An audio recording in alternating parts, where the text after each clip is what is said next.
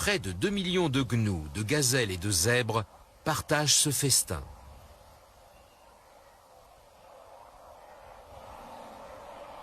Leur voyage est parfaitement synchrone avec la pluie, mais aussi avec la naissance des petits. Toutefois, c'est une phase dangereuse aussi bien pour les mères que pour leurs bébés. Les prédateurs les ont à l'œil. Les lions ont attendu ce moment béni pendant des mois. Et ce ne sont pas les seuls.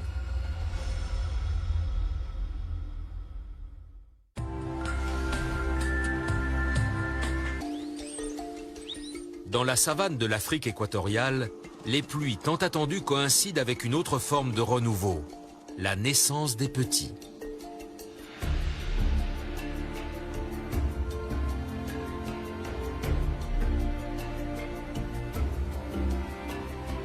Tous les petits gnous voient le jour en l'espace d'un mois seulement.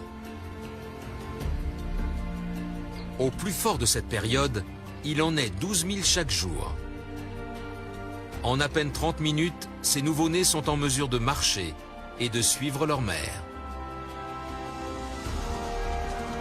Une aptitude cruciale qu'ils doivent acquérir rapidement, car les prédateurs ne sont jamais loin.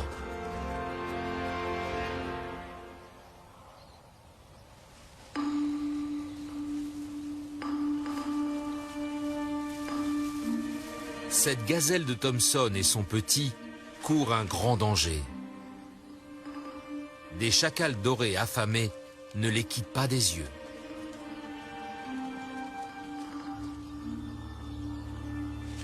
Les gazelles adultes sont bien plus grandes que les chacals et peuvent atteindre les 70 km/h. Elles peuvent distancer la majorité des prédateurs. Mais les faons sont vulnérables.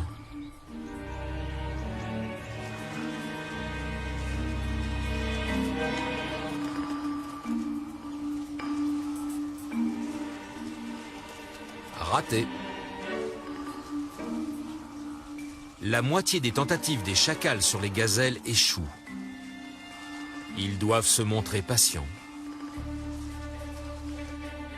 Un faon isolé.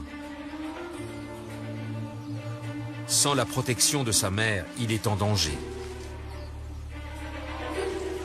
Il faut choisir le bon moment. La course est lancée.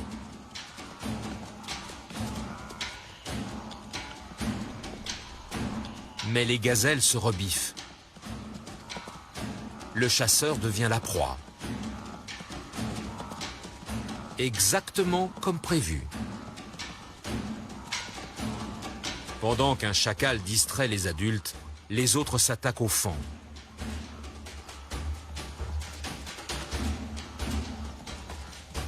Les gazelles ont compris et font demi-tour.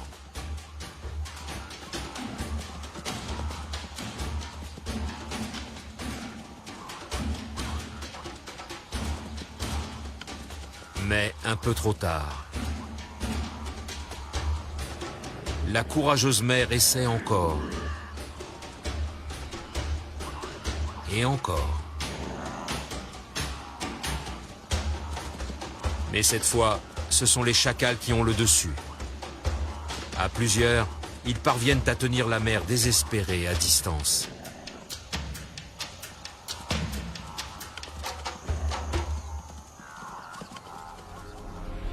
Seule la moitié des faons atteindront l'âge adulte. Convoités par autant de carnivores, ce sont les plus forts et les mieux protégés qui tireront leur épingle du jeu. Les petits animaux ont souvent développé des stratégies inédites pour échapper aux prédateurs. Les